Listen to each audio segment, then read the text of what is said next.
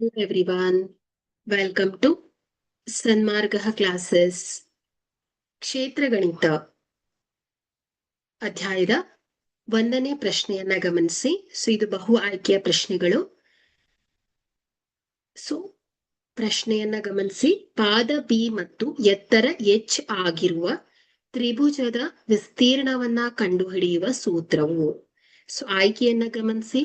A is equal to b into h, b a is equal to half into b into h, option C a is equal to half into b into h, option D a is equal to b plus h.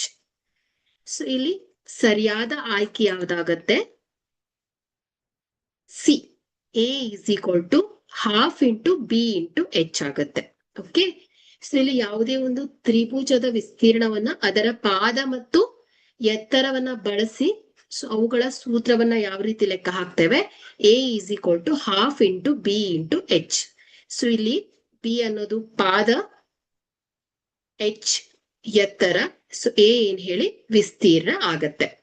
ಹಾಗಾದ್ರೆ ಕೊಟ್ಟಿರುವಂತಹ ಆಯ್ಕೆಯಲ್ಲಿ C ಸರಿಯಾದ ಆಯ್ಕೆ ಆಗತ್ತೆ. Thank you.